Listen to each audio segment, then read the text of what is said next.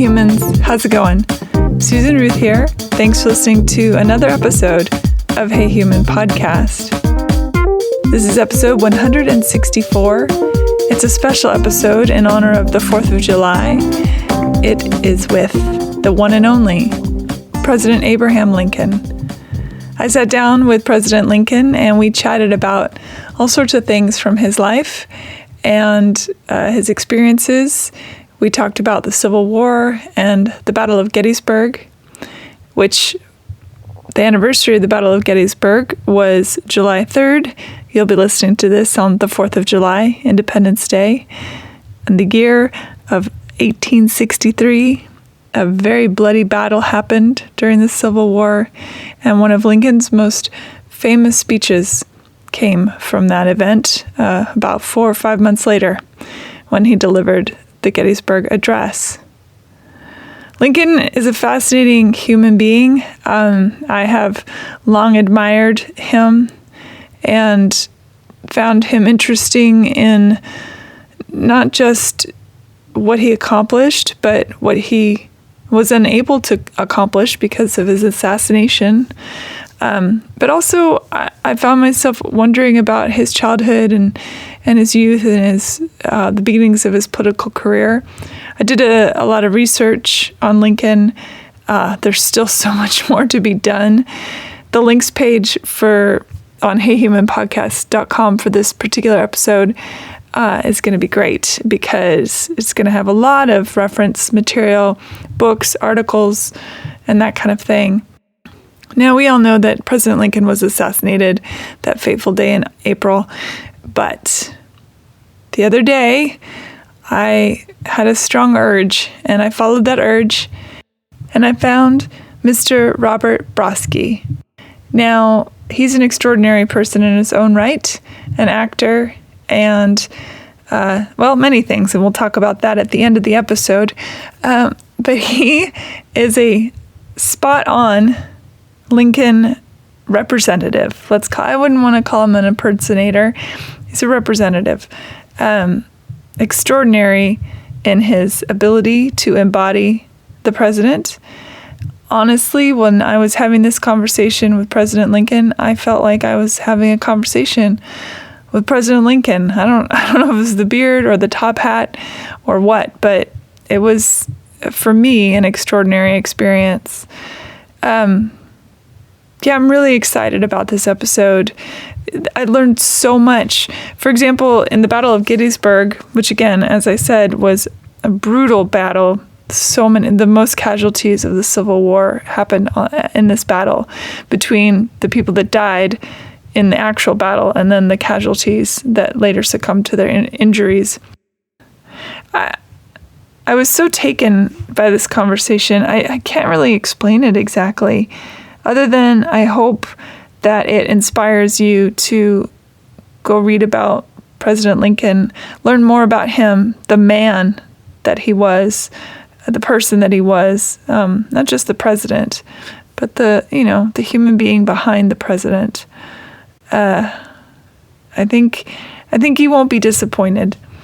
Again, the links page on heyhumanpodcast.com is going to have a ton of information, and I hope you check it out. Robert's got some upcoming projects.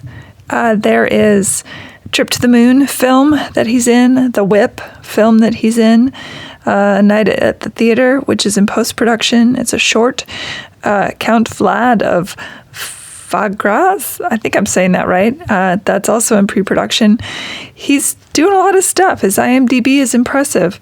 He's also going to be in a bunch of reenactments, Civil War reenactments here in California. Duncan's Mills, the 20th and 21st. He'll be in Huntington. I think that's a free reenactment experience. That's August 31st. And he'll be in Fresno at Kearney Park, October 19th and 20th. Again, those are Civil War reenactments. So if that's your thing, definitely check it out. Even if it's not your thing and it might be something you'd be interested in, check it out. Usual stuff, social media, Hey Human Podcast on the social medias. Facebook and Instagram, and Twitter, Susan Ruthism, along with my own personal Facebook and Instagram, also on Susan Ruthism. If you want to check out some of the other stuff I do, please go to susanruth.com.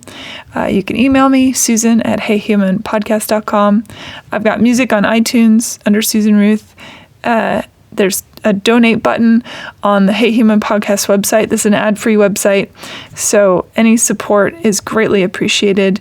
And to do that, you can donate with the donate button, or you can use the Amazon portal on the front of the Hey Human Podcast website. And if you shop Amazon, do it through that portal, and it helps support Hey Human. Take a moment to rate and review Hey Human on iTunes. It's very helpful, and I much appreciate it. It only takes a couple minutes of your time, and it really makes a difference. So please do that. I think that's about it as far as all the usual stuff. If I forgot something, I'll remember it next week. Thanks for listening. Here we go. President Lincoln, welcome to Hey Human. Yes, well, thank you very much. I'm honored to be here. It's extraordinary that you are here. I'm a big fan. Well, I have to be somewhere, so I'm glad I am here. I feel like at this point you're everywhere, maybe.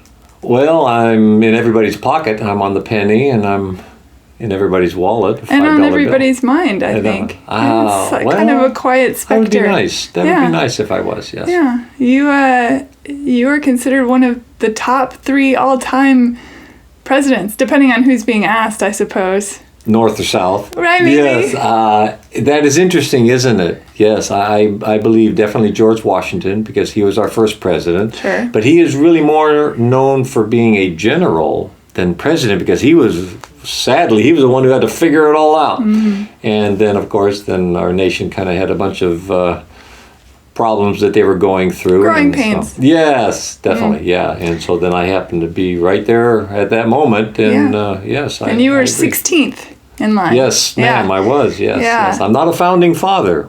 No. They kind of lump, which I don't mind. I'm honored to be lumped in with the founding fathers, but because, as you probably know, I came 7 years later. That's right. That's right. That's a good dad joke. Yes, thank you. I got a million of them. Not really.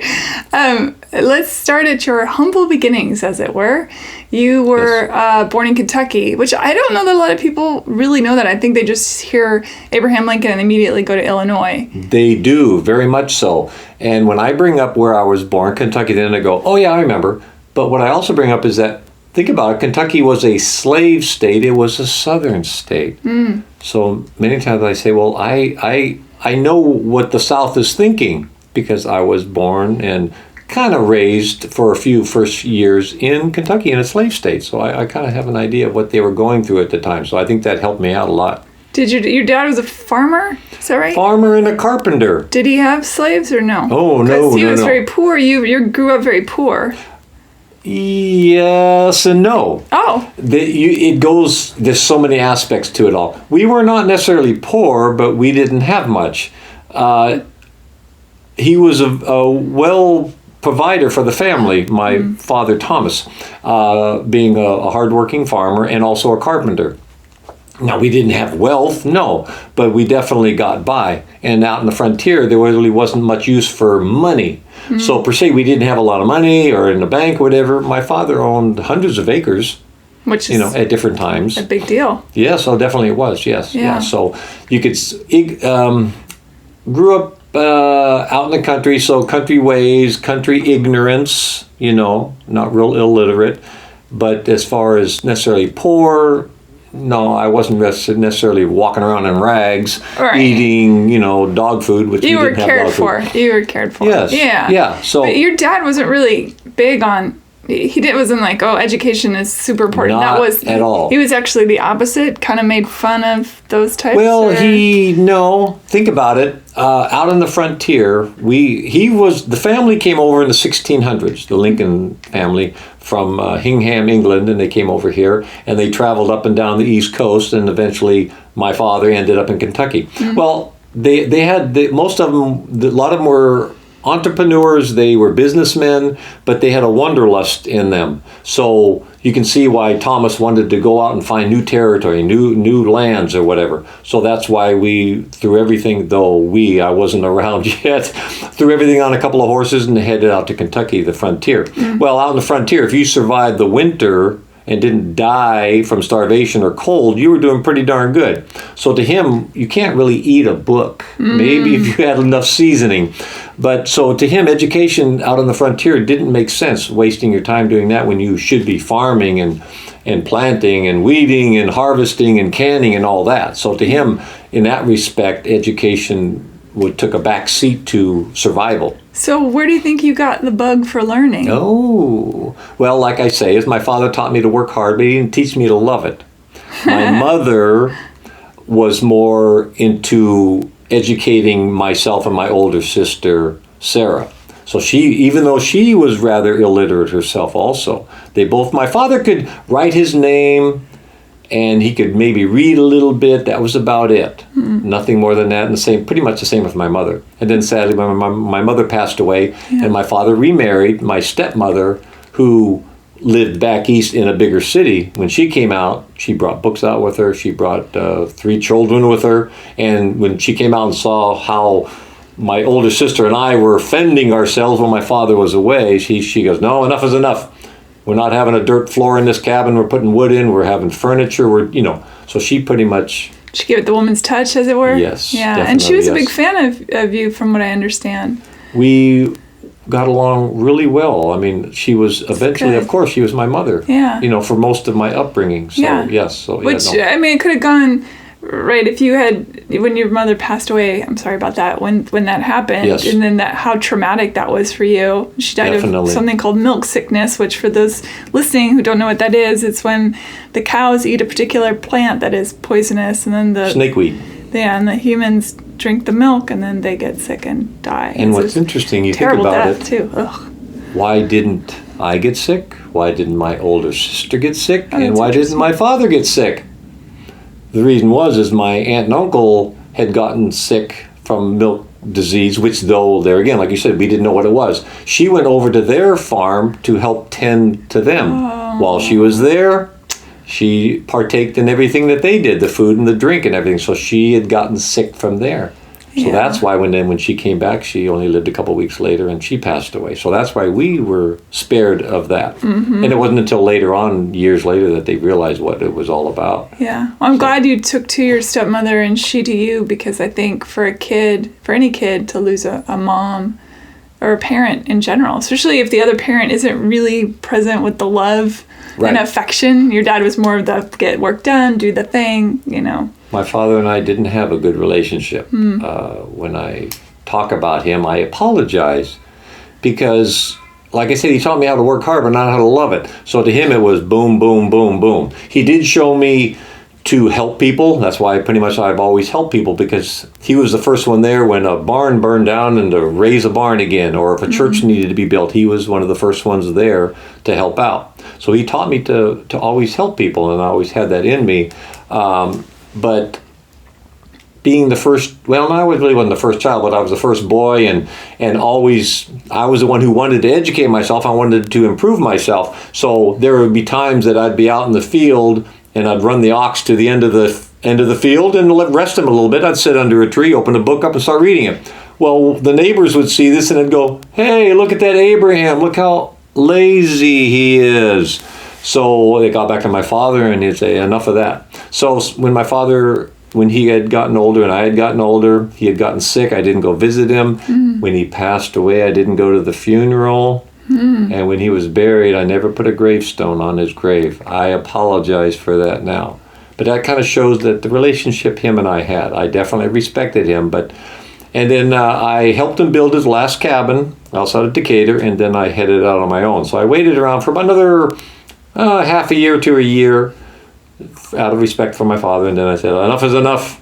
I'm gone. I want to find my own way in life. Yeah, and your siblings, they passed. Your sister died, correct? Yes, I had a younger brother who only lived a few days. His name was Thomas, after my father. And he passed away just because, out in the wilderness. And my sister Sarah, She had gotten married and she died during childbirth. Her and the I think it was a boy. He passed away too, and that was because of her out in the wilderness. We had a midwife, which was a relative, but when she started having complications, her husband did not call for a doctor, and that was miles away. So I always resented him for that he waited too long to call for a doctor, and she had passed away. And since you were so young when your mother died, and Sarah kind of took over the motherly roles, so that was almost, I'm sure. That didn't work. That's why my father left us with my cousin, left us in the house for about a year, where he went back east to find one of his old beaus and see if she would marry him. Her husband had passed away, and she was with 3 kids, and so he went back east. He paid off all her debts, brought her out to the wilderness. Think about that. She took on a lot of, stuff. Yes, a lot of everything to come out to the wilderness, to live out in the middle of nowhere with her 3 children. Yeah. But fostering your education along the way. Yes. So, it's weird when you look at the arc of your life, all these strange happenstances that really kept building on my character, on my upbringing. Yes, definitely. The good and the bad. And your dad, because he was such a pillar of the community as far as like helping when things, he would rent you out, right? You would go and work, and then he would take the money from you. Did that? Well, right. And in a way, that was kind of common. As I got older, sure. I had an axe put in my hand when I was like 9 years old. Yeah. And I still have all my fingers and toes. I feel like you would resent that, though. It'd come to resent. Well, a father and a son on, a couple hundred acres, that's a lot of work. But yes, but it wasn't uncommon to do that because you just had to survive out in the wilderness. And if a farmer down the road needed a little bit of help during harvest time or split some rails for a fence, then he would hire me out, and to help pay to keep the family going, then I would definitely give it back to my father. Yeah. But I think that was kind of understood. Well, I think it still happens today. I think kids today still, when they see that the family is struggling, they will work and then give money to the family. Yes. Yeah. So that's something that certain nationalities do it better than others. Sure, of course. Yeah, and if you're still home or even still in the same neighborhood nowadays, could be anywhere in the world. Yeah, that's true. So no, definitely. So no, he did farm me out at the beginning. Like that. Yeah. I think about how you said, you learned about a sense of I think there's an honor to it, a sense of community. Like if so-and-so's barn burned down, you'd be there to help build it back up. When the Civil War ended, and I'm jumping ahead a lot, we'll go backwards again, but I think about how the way you dealt with that, you weren't running around imprisoning the Confederate. No. In fact, you said, let's to rebuild. Let them down easy. Yes, I found that to be remarkable. It was. My cabinet didn't like it too much. Many in the North wanted to crucify the South, throw them all in jail. How do you heal a country, a nation, by taking their leaders and throwing them in jail? There'll be resentments forever, definitely. 2 years into the war, we didn't even know if we were going to win it or not. We started coming up with ideas for Reconstruction. Already 2 years into it, and like I didn't even know if I was going to be reelected. We didn't know which way the war was going. We were losing many battles right off the bat. And we already were thinking about writing things down about how are we going to bring this union back together again, this country back together. So, yeah, that was in the back of my head the whole time, definitely. Yeah. Having so much loss around you too, even your own children passing away, and then seeing the devastation of the Civil War, that had to have been. There's always a joke that presidents age exponentially while in office, and I think people remarked upon the fact that you certainly had that burden as well. When I was younger, a newspaper reporter asked some questions about myself, and not really wanting to answer them. While I did, I wrote things down, and one of them was that I'm 185 pounds, 6'4", nearly. I had to be honest. I wanted to be 6'4", but I wasn't. I was 6'3"3/4", but I didn't want to say 6'3", so 6'4" nearly. And at the end, sadly, I was down to about 165 pounds, and I had lost a couple inches in stature. I dealt with the Civil War 4 years, 2 months, 7 days a week. I didn't go out and play golf like other presidents do. I dealt with it every day. And you actually went to you went to the field. I mean, to the battlefields. There were many. You talked to the soldiers. Yes, there were many forts around Washington because it had to protect Washington. We were bordered 3 sides by Maryland, which was a southern state. Luckily, it stayed with the Union. It was a border state. But if Maryland would have gone south, the war would have been over, and you would need a passport to go below the Mason-Dixon line. Think about that. So there was many forts around, and I would visit the soldiers, definitely. And I would visit with the citizens of this country, too, because I felt I am the people's president. Mm-hmm. And for a few hours, at least at the beginning, for a few hours in the morning, a few hours in the evening, I would entertain anybody who would come by, wait in line, and if they had a question, a concern, they wanted to know who they voted in as president because they never saw me. Or let's say their cow died, they needed a cow, or they needed a barn built. Well, they would send them to whatever department would help them out. But I would cry with the mother who came in saying her son was killed in action and didn't have anybody to help her, or he was in prison up north in one of our prisons because he was captured.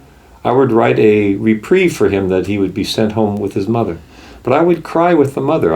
I wore my feelings, or I wear my feelings on my sleeve. Yeah, I feel like that's why throughout your tenure, you were very jokey and you told a lot of stories. I think that was a way, like that was your empathy coming through, or maybe a defense, to feel so much pain for the world. And you were really funny, and you would keep people entertained with you had these long stories that you would tell, and yes. Which I think that shows a lot of empathy. That maybe the people listening in the moment are like, "Oh, guys, another Abraham Lincoln story." Yes, that's what my cabinet hated it when I did that. But I told them many times that if I weren't to laugh, I would probably cry. Yeah. So it helped keep me sane. Definitely. Do you think? In retrospect, do you think that you had issues with depression your whole life, or do you think that was a case of coming with the job, or because of all the suffering that you had seen along the way? I think it was a gradual, because of all the suffering, but this was normal. If you hate to say it was normal, but it was common in that time that death hit every door. It did, no matter if you're in the disease or just an injury, if you're out on the frontier or if you're in the city. Death was everywhere. That was kind of common, but still it affected different people differently. Mm. And I think that's what started it, the resentments of my brother-in-law with my sister, my mother passing away, our children, like you said, we had 2 children die while I was still alive, and then just imagine the trauma of my wife, Mary. Yeah. Because she had many issues when she was younger. Plus, she had 2 children, 3 children eventually pass away in her presence, and her husband get shot right next to her. What would that do to you? Yeah. So there was a lot of that. And then, like I said, I just wore my feelings on my sleeve. And I think that's what made me also a better president, was because I could feel the emotions of the people. I wasn't detached from what was going on in this country of ours, and I think that helped me make decisions. What I really find remarkable about you as well is that you belong to you were a Whig, and then you a Republican. Correct. And the Republican Party really was started in your time. Correct. And about 10 years before, yes. Yeah, and the fact, from what I could ascertain, is that no matter who was before you, your constituents were your constituents. It didn't matter what side of the aisle they fell on. You seemed your sense of balance and fairness and justice superseded, in some cases, politics. I think even your political motivations. My cabinet. Oh, yeah, okay. Because your cabinet would get pissed at you, and if you're 3 like, of what are you them were doing? the ones that were running against me for president, and I put them on my cabinet because they. Strangely enough to say it now, they were the right person for the right job. Not you didn't want politics-wise. the person that's just was sycophant. You wanted people that would challenge you. Men. Yeah. And I also always believed that my desire was always for the right of the country. Mm. But it was based on our Constitution. It was based on our Declaration of Independence. Not my ideas, not my opinions. And I would always listen to my cabinet or Congress and the Senate and all that. I would listen to what they had to say, but I was the one who came up with the decision. And if everybody was slanted to what I said, yes, men, how do you get a balance? So I had my rivals, but many of my rivals eventually came over to understand me. They may not still have liked everything I did, but they understood me. They respected me for my desires, my ideas. They still didn't agree with all of them, but that's fine. But they respected who my aim was. So they knew that it wasn't someone that they'd have to think about, oh, is he doing it for his own gain or his own good, or is he doing it for the country? Yeah. So, and that had a lot, I think that helped a lot. And the law protected slavery in many of the states. And you had said at some point, the states that already had slavery, the law says I can't really mess with that. Do you remember the first time where slavery really hit you? Home? Yeah. Yes. We, born in Kentucky, raised a father and a son. How does he compete with a big plantation with free labor? It's pretty hard to compete. So my father, for me, as far as everything I remember, being a strong Baptist, he did not like slavery at all. And so we moved to Indiana, which was a free state. I was only about three or 4 years old, I believe, because I know we had to move a couple times because my father bought land in Kentucky. Because he was illiterate, he bought land that didn't belong to him. So when I was 3 years old, we had to move the first time because the landowner came and said, hey, what are you doing on my land? So we had to move. So we did it a couple of times because of that. He didn't know. So we moved to Indiana, which was also, like I said, a free state. And I was pretty much raised in Indiana. Well, along one of our farms there was the Cumberland Trail, which everything traveled up and down the Cumberland Trail. And many times slaves traveled up there. And I saw firsthand that people were shackled together. People? What the heck is this all about? And then when I became a teenager, I helped a local mercantile grocerier take his products down to New Orleans to the market. So we built a flatboat like 16 feet wide by 70 feet long, and we traveled down the Mississippi or down the Ohio. I can't remember. Don't quote me on this. I remember I had a head injury and things sometimes are a little fuzzy. And so I saw firsthand in New Orleans, because that was the biggest southern market for slavery. And I saw firsthand what slavery was like at the slave market and everything else. So besides my father putting into my head that slavery, one man owning another man, was wrong, I saw it firsthand. So yes, I had always disliked slavery. But being a strong constitutionalist in our Declaration of Independence, the president has not the power to free anybody. Congress passes the laws in this country of ours. So no matter what my personal opinion was, it was based on our Constitution, our Declaration of Independence, and if a state wanted slavery, the federal government had no power to change that. The state had to change that unless we passed an amendment. So eventually we got to that. But at the time, no. I even stated many times that during my campaign that after the war had started, as President of the United States, it was my duty to bring the Union back together. One of my duties was to uphold all the laws equally to all the states. How could I do that if some of the states seceded? My object was to bring the Union back together. And if I could do that by freeing all the slaves, I would do it. If I could do that by freeing half of the slaves, I would do it. If I could do it by freeing none of the slaves, I would do it. Because your goal was to get the states the Union back together. Yeah. And many saw that as that I was pro-slavery. Well, no, I was not pro-slavery, but it was not in my power to do anything about it. In the South, along with the North, and pretty much the whole world at the time, the world, the big countries, that slavery was going to eventually disappear because it wasn't going to be economical anymore. Follow the money. That's where pretty much it was an economic situation in the South. That's why. It had to do with money. And I know some of your naysayers were saying, oh, he just wants to free the slaves because he wants more soldiers to fight. But in fact, when you were in the legislation part of your career, the legislature, you introduced a bill. It got, pardon the phrasing, shot down. Right. But sorry. Carry on.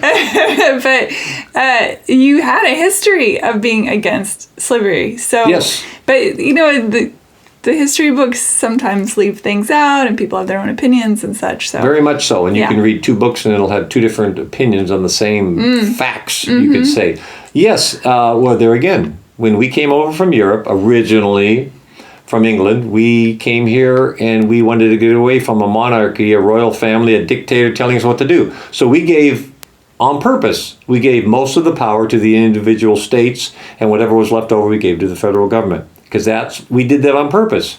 So that's why the states, now it's got topsy-turvy, but that's why we gave, that's why I said I could not do anything about slavery, because it was an issue individually with the states. But our country was changing. The world was changing during my time. We were being more globally, if you want to say it in modern terms, we were more global.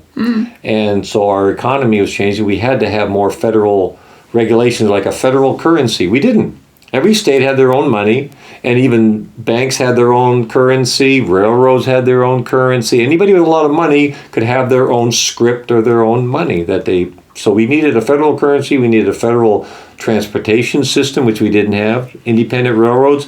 For me, going from Springfield to Washington, I had to go through like 7 or 8 small private railroads just to get my rear end to Washington. So that all pretty much had to change in order for us to be able to survive in the world economy, or for efficiently to have the products go from the farm or from the can't even talk, to whoever owned the cows. What would you call that? The pastorals. So whoever, a ranch. The ranchers. Wow. Yeah. A ranch to get to market or to get to across the Great Pond or something. So we had to have federal regulations, and the individual states didn't like that.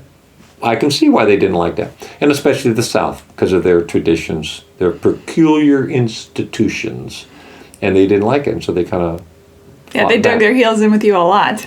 Pretty much so, and even before me, for 50 years we were dealing with the issue of what we would say eventually slavery, but I could not say that right off the bat when I was the war.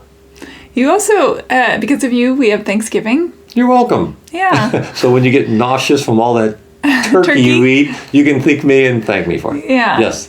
What else? You had a patent for pontoon lifting device? A flotation system, because one of the times we were traveling down south, we got stuck on a wooden, I guess not a barge, but a wooden dam, because there was a mill there and they needed the water so that it can raise it up and run it through the mill for power. Well, the flatboat, being 70 feet long, got stuck halfway on that.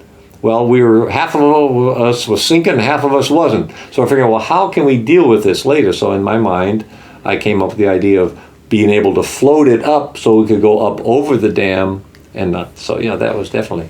Are you the only United States president who has a patent? Yeah. That's pretty cool. Yeah, that is pretty cool. Yes, it's probably out now. I should probably re-up that now. Yeah, you got to get on that. Yes, definitely. Now even though I never made it past Council's Bluffs, Iowa, I have a lot to do with California. I don't know if you know that. I did not know that. Now that you're here in California, if you visit Yosemite, you can thank me for that.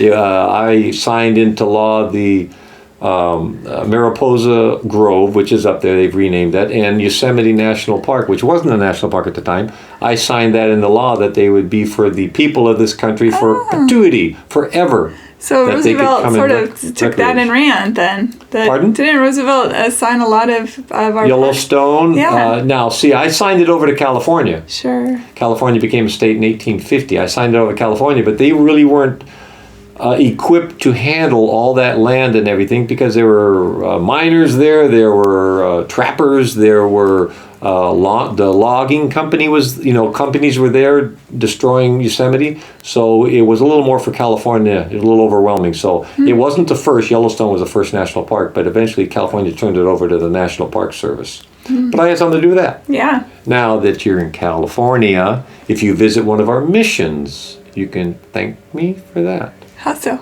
Yes, I had I can't remember if it was a friar or a monk. He came during the middle of the war. He came and petitioned me to bring the missions back to the Catholic Church.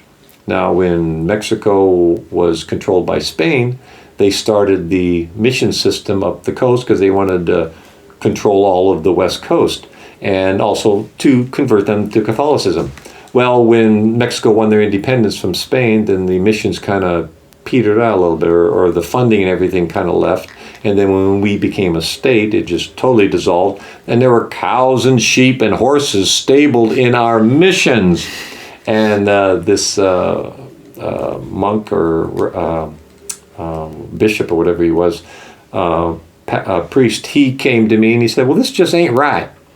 And I don't think he was Southern, but that's how he talked. This just ain't right. And so I agreed with him. So we signed 7 or 9 missions back to the Catholic Church. Now, we paid for them. We compensated the owners of them, but they had gotten into private use, and so we paid them back. And so that's why you can visit those missions now. Now, how does that not get a little in the dirtying of the waters of between church and state? Yeah. Well, tough. Okay. Yeah. I felt it was the right thing to do. Okay, yeah. And I did it. Yeah. So, you did that a lot, though. You looked at the whole picture, I feel like. And it is the whole picture, yes. Mm-hmm. Yes, I didn't talk to my lawyers first to decide if this is right, if I'll lose votes in Washington if I do this. No, but I felt it was the right thing to do. When you began your life, was your father, you say he's Baptist? Well, we were way back, Quaker. I could see the Quaker. Way back, And as the history pulled forward, but when I was around, we were Baptists, yes. Okay, but you yourself, you had written an essay or something against, not against Jesus, but saying that his divinity, you were questioning the divinity of Jesus or something to that effect. I was not a churchgoer. Yeah. I never was, though Mary and our children went to church. We had purchased a pew in Washington, in Springfield. So, but I did attend church, but I did not sign my name on the rolls of the actual church itself for a few reasons. Mm-hmm. One was that growing up, I would see preachers out on a stumping. They'd be up on top of a stump and they'd be moving their arms and everything. And I commented that it was like them swatting bees, when they were pointing and they were saying, all of you are going to hell, damnation, fire and brimstone. I didn't care for that too much. And also later on as president, like I said, I entertained people, citizens of this country of ours, north and south. So I had many ministers come to me on the north and the south, arguing that God was on their side. And in my opinion, I don't believe God was on either side, not for what was going on here. So how do they justify that? So I felt I always believe in God. If you read any of my speeches, I always reference the Bible or God, very much so. But like I said, I didn't believe in any particular church. Now in Washington, many times I would sneak back to the pastor's quiet room while he was preaching, because then I wouldn't disturb the service. And I would crack the door open a little bit and I would listen to what the preacher had to say. Yeah, when I read that about you, I thought, well, that seems strange because so many of your speeches and even your allegories and the stories you told were tinged with various either religious imagery or undertones. And one of the famous things you said, a house divided cannot stand upon it. Yeah, and that's from the book of Matthew. There you go. Yeah, yes. And you really had a way with words, yes. I must say. No flowery words, just get to the point. You got to the point, but it's powerful. When I was doing some research for this conversation, I cried through half of it. I really did. It's just, it's hard. See, I get emotional now. Sorry, but it's hard to think about all the things that you've done. I agree. And you can see why I wore my emotions on my sleeve, and it tore me apart at the end. Like I said, I don't know how long I would have survived if I didn't go to the theater that night, because it was so devastating. You had a premonition of your death. A few times, yes. Yeah, but people tried to kill you constantly, from what I understand. Sorry, I get very emotional about this stuff. When I was elected in November of 1860, still in Springfield, meaning my wife and I, started receiving letters of death threats.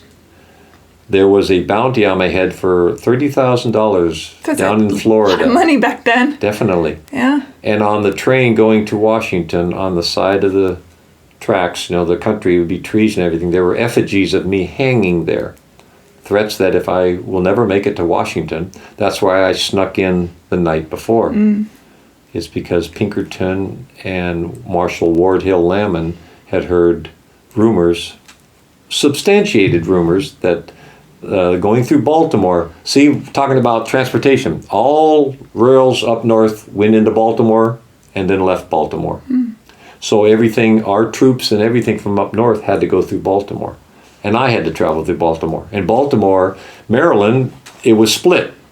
There was definitely northern sympathizers and southern sympathizers. So there was a lot of fighting going on there. And so one of our first group of units coming south were actually fired upon, and rocks and everything were thrown at them when they went through Baltimore. So we knew it was kind of a hotbed. And so they had heard rumors that there was going to be a plot, because everybody knew my route. They knew the times I was going to be, because because everybody wanted to cheer and everything else. Yeah, and you rode around and opened things, and it was, yeah. I always felt that if I were to live in fear, I would never get anything done. And if someone was going to assassinate me, it's going to happen no matter what. And a few times it was kind of kiboshed or whatever by John Wilkes Booth himself, though I may bring his name up. When we married in Washington, Mary and I would go visit there was 20-some hospitals in Washington for the diseased and the wounded, north and south. Remember, right across the Potomac was Virginia. From the second story of the White House, we could see enemy campfires across the Potomac, Virginia.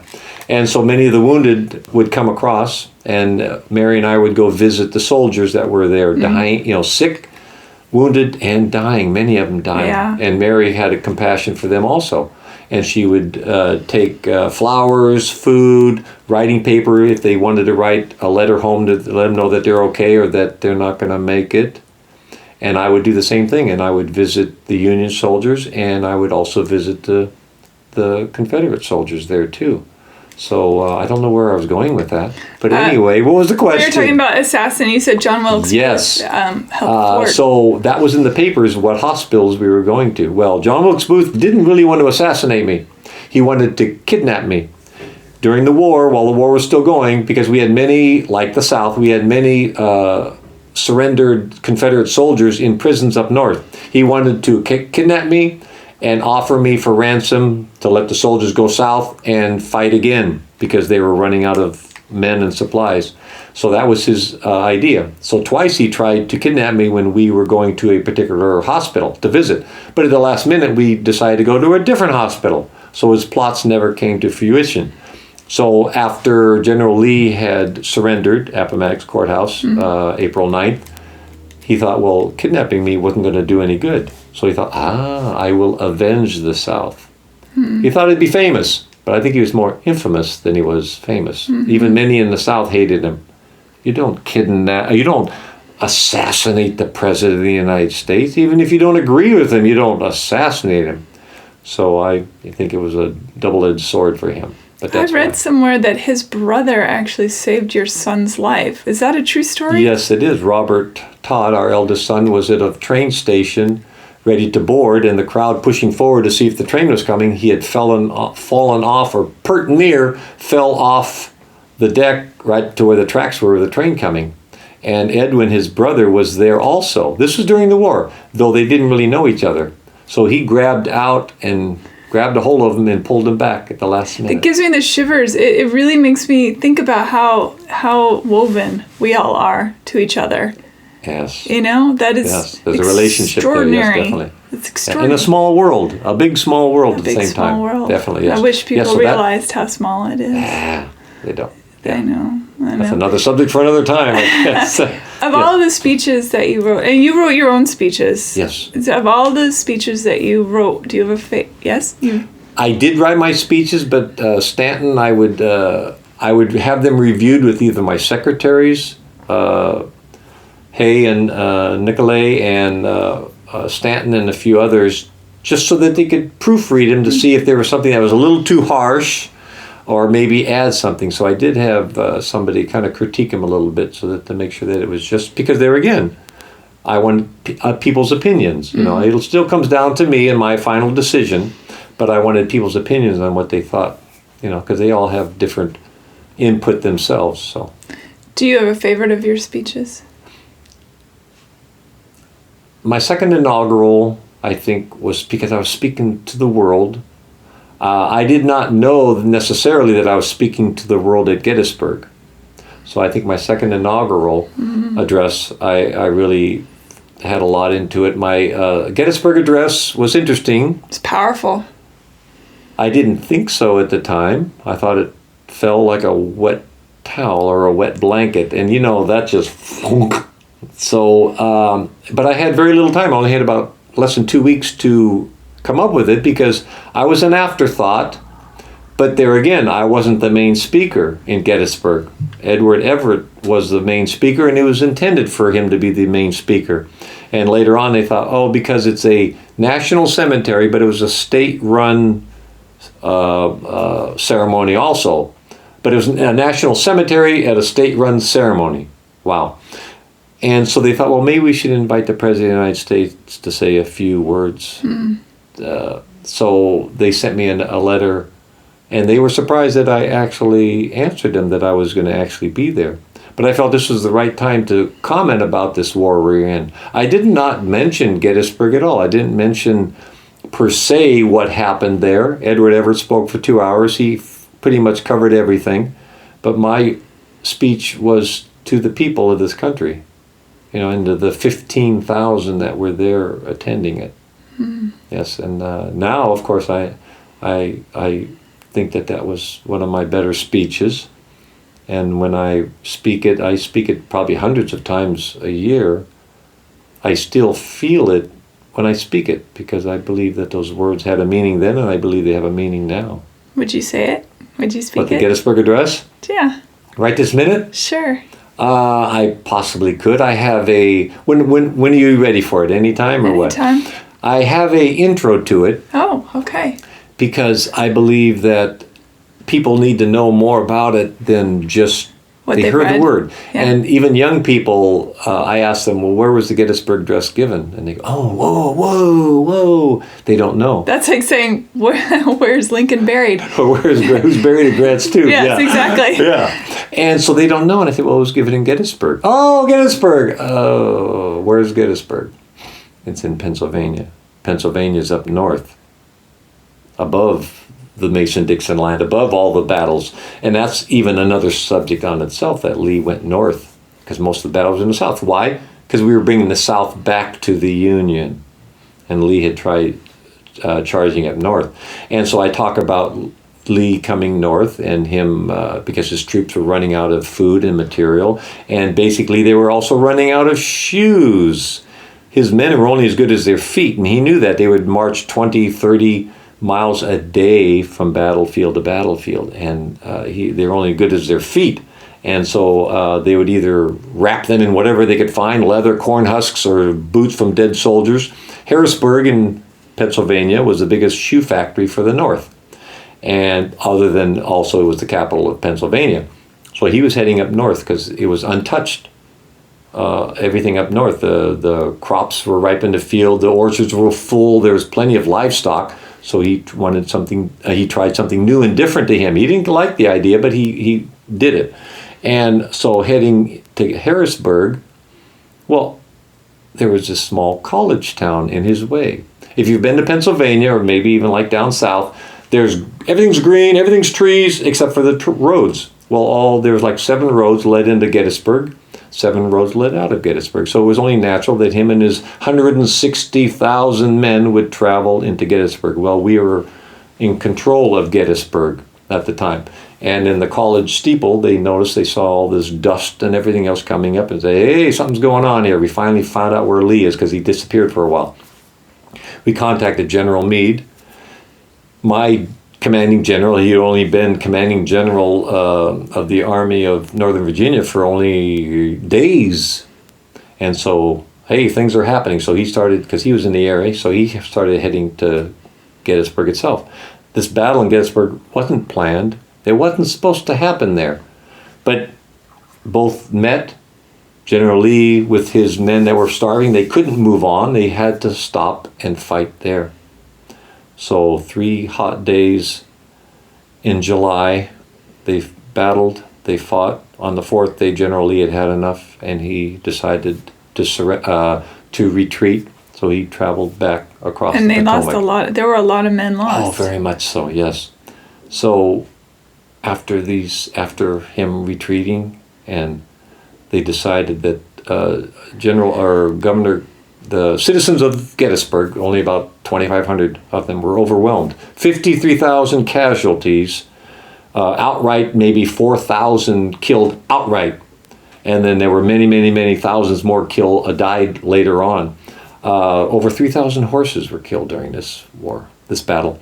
And in the hot summer, they were overwhelmed. They called for the governor of Pennsylvania, Curtin, to come down and look for himself. Unbelievable. I can't even imagine. That's what he said. 4th. Yeah. He said, this must be remembered for generations to come, what happened here.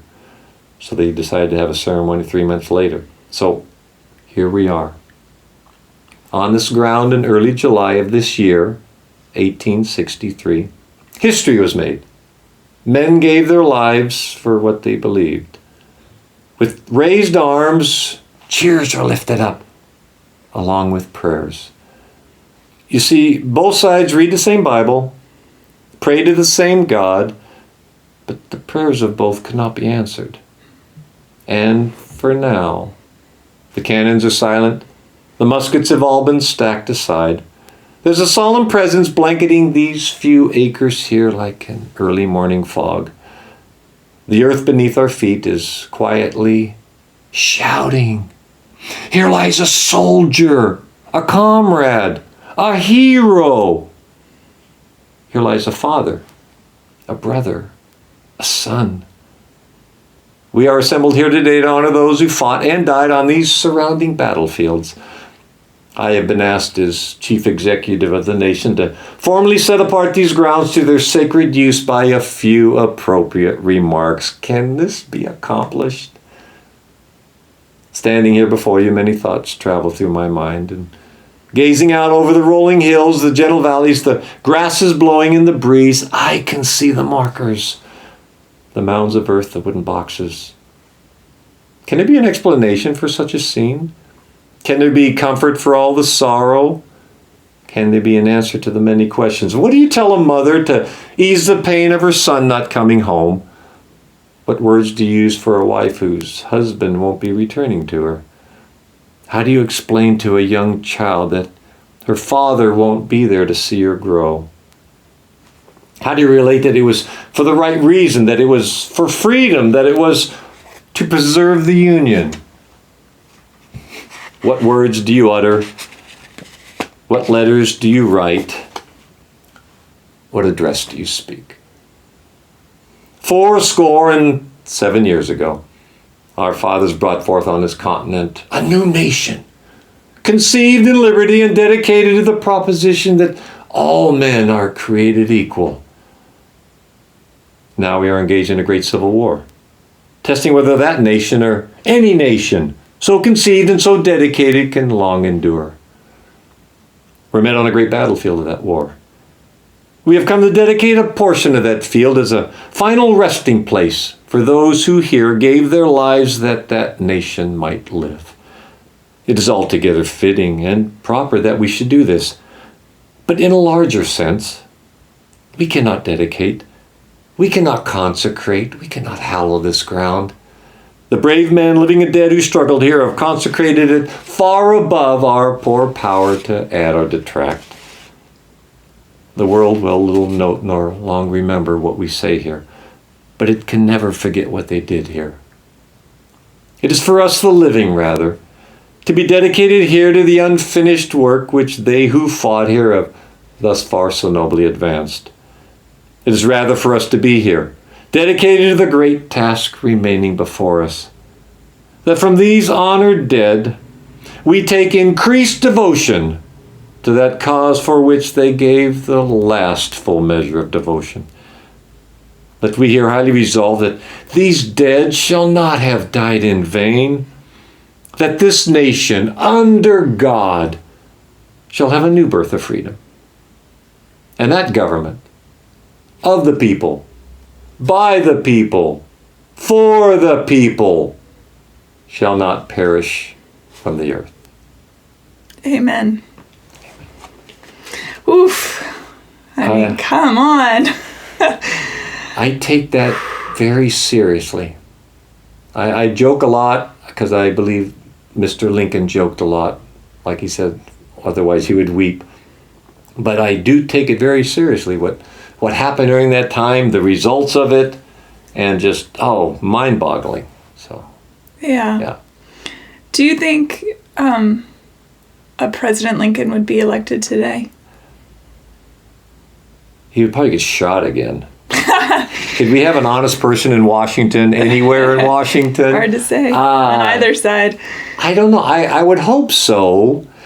If he could get, honestly, if he could get anything done in Washington, an honest person to get anything done, so much blowback, so much fighting going on. I don't know. It would be nice to say you could rally both parties or both large parties and Congress and Senate, just rally around the country again. It would be nice. If that's going to happen, I don't know. The question is brought up to me, but like I said, I usually just say, well, I'd probably get shot again. Yeah. So I don't know. We've come so far, good and bad. Wow. 2 steps forward, 3 steps back, 1 step forward, 2 steps back. It is. Yeah. It's scary. I think it's scary time. But I think if we were to lose our history, the end is near. We need to remember our history, not erase it from our history books, not try to change it, remember it, the whole world, because if it's very true what they say is if you forget your history, you're going to relive it again, and we're going to go through those mistakes again because we're not aware of where those led. They led there not because of necessarily the ideals, but because people were involved with it. Yes, human beings tend to mess things up. If we could eliminate that, we'd do okay. But now and again in history, we have seen the face of people who are. You said something along the way that really caught me. I wrote it down in my book. It was something to the effect of, I'm going to paraphrase. Basically, you said, when you believe in something, it's worth dying for. It's worth, and at the time, I think somebody was in your cabinet was saying it's political suicide, and you said, and your response was, basically, I don't give a crap. This is important, and if I live and die by your principle. And you were truly that. Yes.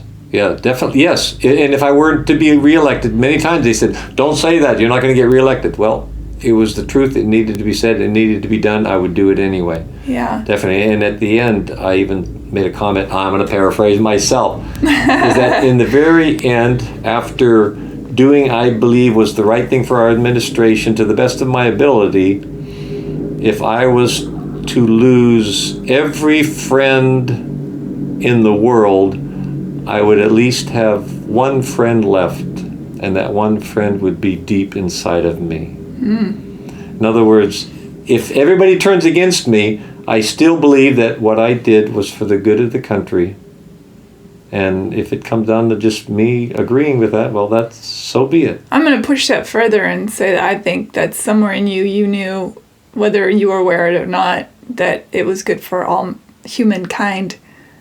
And it's rare. I believe it is rare to think that big and to put yourself that low. Think about that. I mean, I think maybe some of that had to do with, like you were talking about earlier, about my depression or my melancholy or whatever, that I didn't think too highly of myself. And so then I would think of others more than myself. And I think that's what our country needed, and I think that's what our country needs now. Yeah. Definitely that, like you said, think globally or think of mankind, not just your own. Yeah. Because these generations are going to go on way past us. So our, whatever we think, whatever we want, it's going to be dust in the wind. Right? Yeah. There was your person in your law office, your law partner? William Herndon. Herndon. Yes. And so when you think of Abraham Lincoln, there is this larger-than-life mythology around you. And what I found in the research of you was the human of you was delightful, and that you had you had moments where you're like, I don't know what I'm doing, but I'm going to do this anyway. You fought with your wife. It wasn't always perfect. You know what I mean? Like, you had a human side, and I wish that more of that was talked about.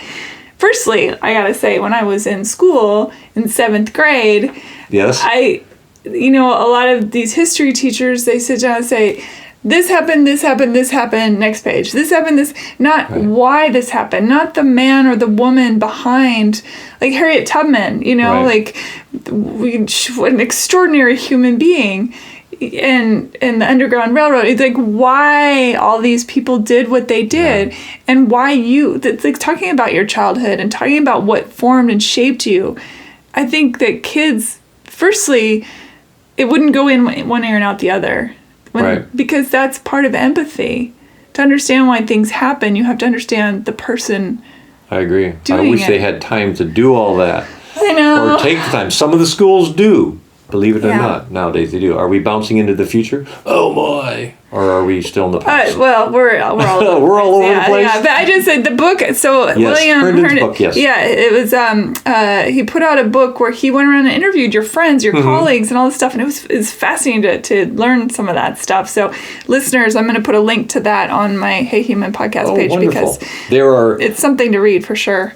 That's one point of view. He didn't care too much for my wife, Mary Lincoln. A lot of people kind of have some stuff about her, yeah. And Douglas, your Frederick Douglass or Stephen Douglas? No, Stephen Douglas, who ran against you. Yes. Yeah, Frederick Douglass, very cool. Stephen Douglas, who ran against you. He and Mary Todd also kind of had the flirty. So they did, yes. Which is that thing they about you entertained each other's company way back. Yeah. Very up in the up, though. It was very approriate. Of course. It wasn't like going out on a date and seeing a movie or something. But it's just like your assassination. There's these weird common things that happened around you. Yeah. That was fascinating to me. Now, talking about after my death, it was a very popular death. Reporters from all over the world came here and interviewed anybody and everybody.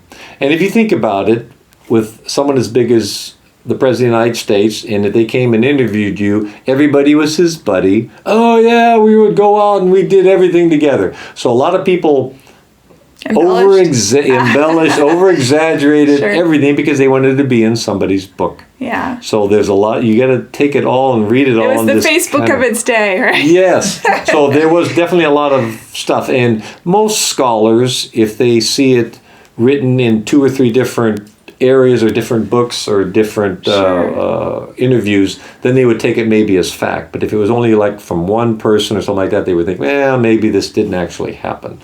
So I had my circle of friends exploded after I died because everybody knew me. It's like, oh yeah, I didn't know that. Okay. If you had lived, yes, and continued on with your presidency, what more would have happened? Do you think? Where were you headed? Well, I would have, after my second term, I would have retired as a lawyer again. I definitely wanted to do that. I think 4 years of a second presidency, second term, would have, I think, healed the South a lot better.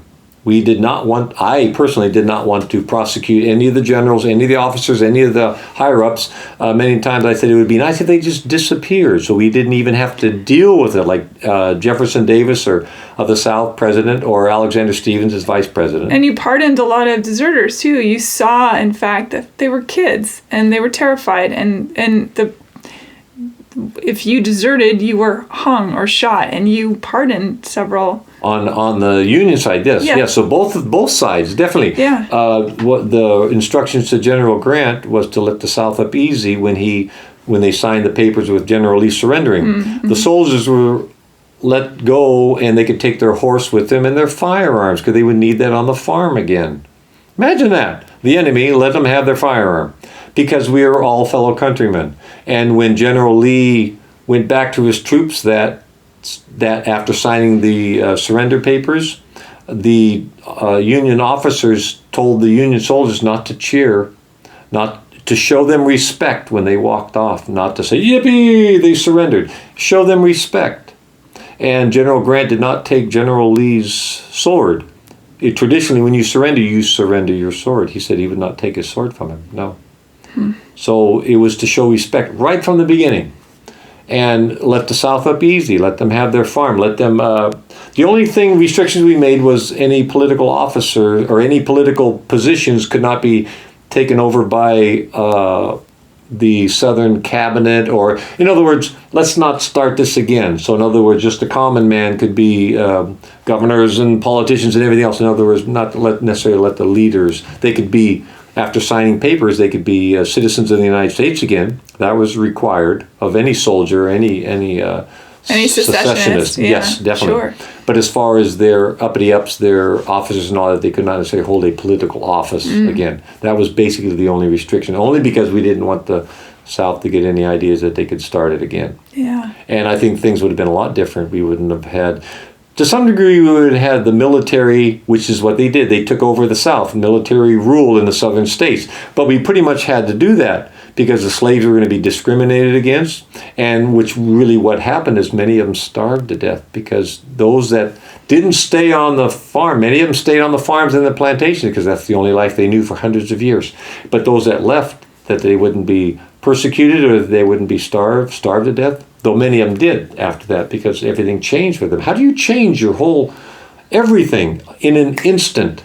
This wasn't how we wanted it to end. We wanted slavery to slowly die out, which was the whole idea. Yeah. But the South decided that they wanted to secede. As president, I couldn't allow that to happen, so it just happened real fast. So Yeah. that was a sad thing. President Lincoln, Yes. thank you so much for your time. I'd love to speak with Robert. Oh, I think he might be around. He might be outside playing ping pong or something. Well, let's sign off with you. Thank you for your time. Thank you for your service. Thank you for your extraordinary humanity. Well, thank you for the interview. I'm honored to be here. All right, let's get Robert. Okay, take the hat off. I do know it. I do have it memorized, but I am terrible with memorization, so usually I try to read it beforehand. Oh, and I that's didn't fine. want to flub it up. That's why I read it. I thought it was great. I do pull it out of my hat. I love kids that. The kids love it. Yeah. Technically, he pulled it out of his waistcoat, his vest, and it was in 2 papers, like I have it.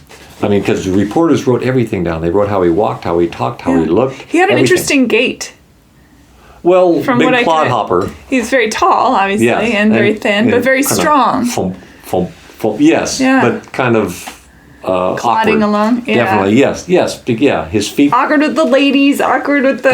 Oh yes, I stepped on Mary's feet when we were dancing and kicked her in the shins and everything else. Yeah. Yes, definitely. Yes, definitely. So, Robert. Yes. Oh, okay. We're Welcome. gonna start now, Robert. Yes. Okay, let me relax. Yeah. What the heck do you want? What in the world? I mean, other than obviously you're tall and you currently have a beard, I know you didn't start that way. What brought you to become Abraham Lincoln? Isn't and that embody it crazy? so I well? had no idea. I am not a historian. Growing up, I was tall and lanky, but I never really realized anything at all until one friend of mine, now and then he would look at me and he'd joke and he'd say, 407 years ago. And we'd get a laugh, and that was it. I did not grow my beard until I was in my 50s, like Mr. Lincoln. I was very conservative, middle class, I guess you could say. I grew up. I married my wife when I was 22 years old. We've been married for 43 years. You're high school sweethearts. Yeah. Pert near, yes. And I was busy raising 4 children. I worked for a city for a while. I was in construction. I worked for Home Depot for 20 years. Oh. I've been a drywall contractor for so many years. And so something kind of came up to where they were looking for an Abraham Lincoln. And it was like a small production. I thought, well, let me give it a go. I never took drama or theater or anything in school. So I went down and they looked at me and they saw my long, thin horse face. And they said, I think you'll work. So I said, well, tell you what. It's not going to start for a month. Let me grow the whiskers and let's see what in the heck happens. So I grew the beard. I looked in the mirror and I said, holy moly, this is my destiny. I said to my wife and everybody, I said, if I don't do this as far as present Lincoln, I'm going to kick myself 10 years down the road. But still, what do you do with it? You know, this one production happened and that was about it. So then we were just talking about this and that. My wife just happened to have been a librarian for an elementary school. And she kept bugging me. She said, well, why don't you come to my class? And of course, like a strong man. I would, no, not till I'm ready. And of course, it's going to take me 10 years to get ready. So, until I'm ready to do it. And she signed me up. The date was set. Everybody knew about it. And she says, okay, on this date. And I went, oh, I'm not ready yet. So okay, I'll just do it and see what the heck happens. So I went to all the classes, dressed up like Mr. Lincoln. I talked to all the kids, and that pretty much is what started it. Yes. Wonderful. Yes. And how long have you been doing it now? Not very long, about 11 years now, probably. Okay. Which isn't very long. We belong to an organization called the Association of Lincoln Presenters. Have you got one of my cards? And we're all across the United States. Huh. So I have someone to fall back on. And I had a mentor, like Mr. Lincoln had a mentor to educate him. I had a mentor that I had seen a couple times, and him and I talked, and they were always looking for new Lincolns. And he was the one that, William Peck was his name, and he was the one I would call and say, Bill, what do I do now? They want me to do this. So he would walk me through what they wanted to be done. And so he helped me out a lot and educated me, because you kind of have to learn on the spot. There's a lot of historians out there like yourself. And so you got to know a lot. Like, I wouldn't call myself a historian, but I'm very curious, and I like to learn things. So yes, and you've learned a lot about Mr. Lincoln. Yeah, well, he's a delight, and I wish he was here today. Oh gosh, and I would have interesting. Yeah, myself, it would be. Yeah. Like you said, more of the personal side of him. And I would have liked to seen him grow old and write a book and do. There's just things about him that I think would have. It's funny because I said, he had there's that martyr energy around him, of course, because in many ways, yes, in this mythology around him, yes. But I think that we, the people, would have benefited from learning more about Lincoln the man, His memoirs, his autobiography, yes. I agree. Yeah. He could have, I concur. Yeah. I was going to say something, then it went right out of my... Did you learn along the way then? Or did you come to it going, oh, Lincoln was always kind of cool? Or did you go, oh, wait a minute, I look like him, now I've got to learn everything? Yes, you do. I had to. I've got over 300 books. Oh. I like books, like he liked books. Yeah. I like books because I can underline things. I can go back to it, and I can, I can read it out loud, and hopefully it sticks in. Yes, I was not a historian, and I had to learn, because there's a lot of historians out there, and you get a lot of interesting questions and stuff like that. And I wanted to. I didn't want to be stupid. I didn't want to be ignorant on Mr. Lincoln. Yeah, I didn't want to be ignorant on Lincoln. Yeah. So, and I had the desire to. Yeah. And it's fascinating, and there's so many offshoots of anything you can think of had to do with the Civil War, had to do with slavery, had to do with that time era, that Mr. Lincoln himself. Well, we could have talked for 4 hours. I have millions of questions, but there's only so much time, and your time is valuable, and I respect that. But it's very hard to sit and talk to you as Lincoln and not see Lincoln and not embody that moment of feeling like I'm there talking to President Lincoln, which is a beautiful, wonderful thing. People have commented about that. That's me, but that, gosh, you look like Lincoln. I grew old and ugly and grew the beard. I had nothing to do with it. But as Robert, I can see Lincoln-esqueness, but you look like Robert to me. But when you personify the president, you really are. From my perspective, at least, It felt very real. When I put that hat on, there's a responsibility I feel that goes along with wearing that hat. Yeah. Now, I do joke. He jokes. I do that with the kids, just to show, like you said, the human side of Mr. Lincoln. He's just not this staunch person with a booming voice and says all these facts and then leaves. No, I give him a high five. I dab. I do all, he loved children too, it seemed. Yes. He had a soft spot, not only for his own children, but just children in general. Which in the neighborhood, everything. Yeah, which seeing these young boys dying in droves must have been that much more, not only because of his own children and perhaps because of losing his own children, but just his soft spot for kids. He had to sign the orders to have a deserter executed. And so he found every way possible to reprieve him from that. And the generals didn't like that. But he still would do that. If there was any chance at all that there was something wrong, or how could he help it if his legs wanted to go one way when he wanted to go the other way? And then what good is a dead soldier? That's yes, right. Definitely. Yeah. But we left him back 5 minutes ago. So. Yeah, I know. No, I get it. I know. Yeah. But that's fine. It's easy to go back and go, oh man, Well, he's part of me now. He's part of my life now, and I don't regret it one bit. I have a weird question. Yes. Do you dream ever as Abraham Lincoln? Oh, interesting. Wow. I don't think I do. No. Interesting. And I don't have any premonitions of my death. Like, Yeah. We started talking about it and then we got sidetracked. Yeah, that's okay. Yeah. That happens a lot in conversation. Yeah. You see yourself pretty much doing this until, that's Until I can't anymore. Yeah, great. Definitely. The gentleman, William Peck, was in his 80s. He was 83, and there again, you could do it on your dog. You put a top hat, a beard, and he looks like Mr. Lincoln. So even, which is neat, is an elementary school student can get up on stage, put a beard, a top hat, and a frock coat. Everybody knows who he is. Yeah. And I like that. I like that he stands for that. So, I'll do it if I quit looking like Lincoln. I will still want to present him just because of what he stands for, what he stood for. Yeah. If you could, I would love to get maybe a short reading list from you that I can offer up to my listeners. So if you said you have a large library, so if there's if you email me a couple of books that people might have that I go back to. Yeah. Now and then, definitely. That'd be great. Yeah, and you have to read more than one or two. Yes. To get the perspective and also to get what was true and what wasn't. One book, in the same book, in two places it talks about Mary, my wife's eyes. One says they were blue and one says they were brown. Interesting. In the same book. You go, wait a second, what's going on? So it is, you do need to get the... I think that is true with all things in life. There you go. That somebody says something to you or you read something somewhere... Great. Now go get more information. Yes. Don't settle on the one source. Don't be lazy and settle on one. I agree with you. Yes. Or, just be curious. Be curious enough to to push it further.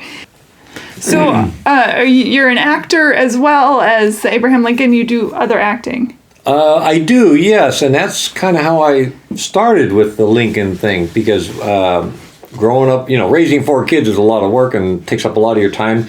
I was a drywall contractor for now about 40 years, and worked for Home Depot for 20 years. Well, you want to do something fun once in a while. So I saw an ad in a newspaper that said, do you want to be in the movies? And you're not supposed to answer those ads. Well, I did. All the people that were around me when I was looking, I said, I'll tell you what, I'm going to go get a real job. And I said, I'm going to sign up for this and let's see what happens.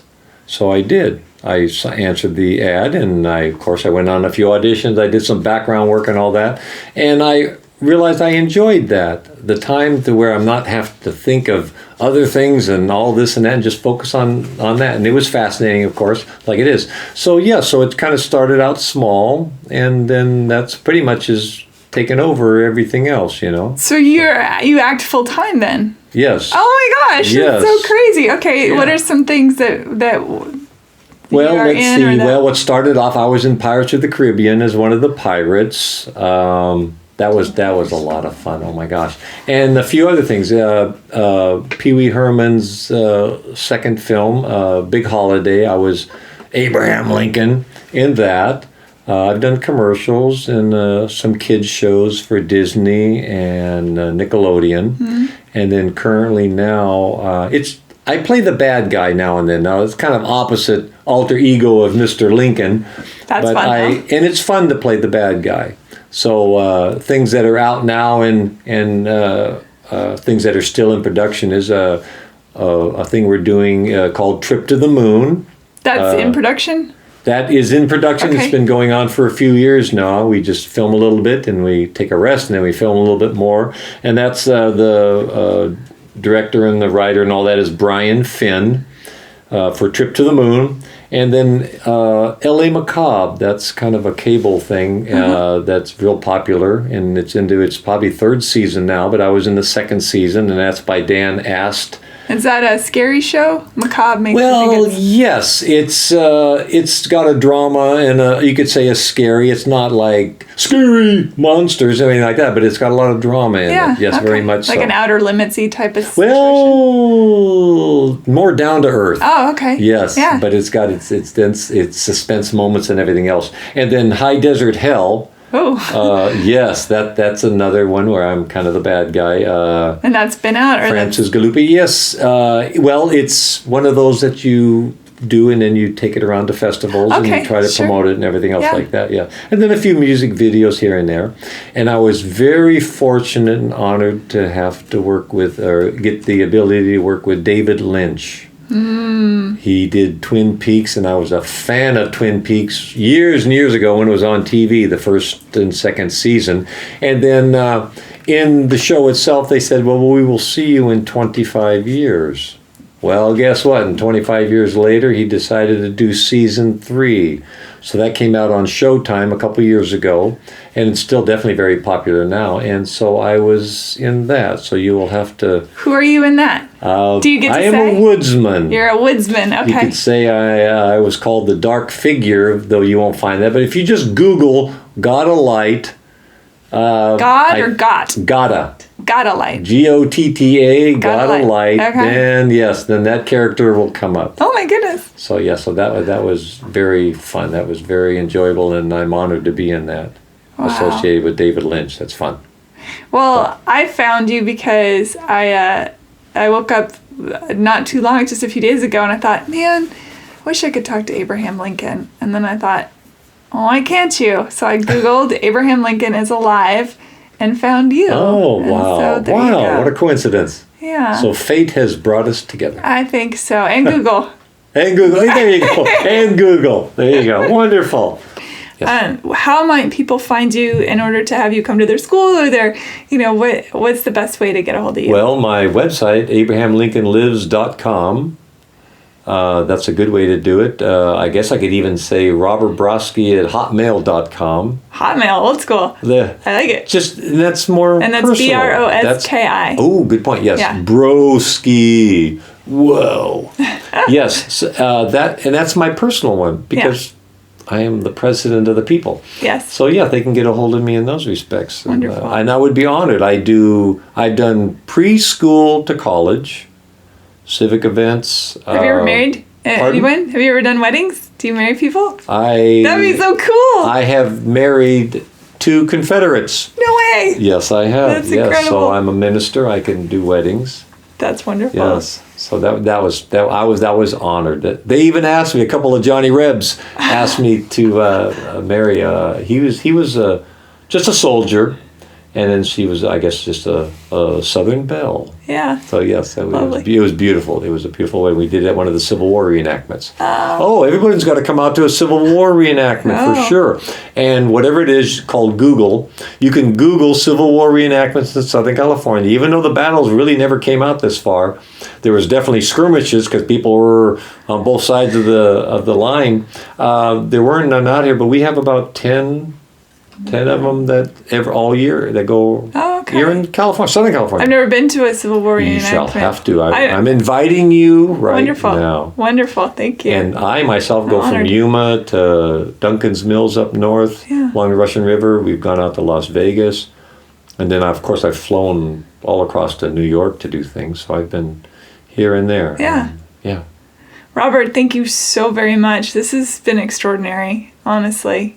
I've enjoyed it myself. I really appreciate all that you do and that you continue to do. I think it's so important. So thank you. Well, thank you. Yes. Yeah. Yes. Keep praying for me that I do for a couple more years.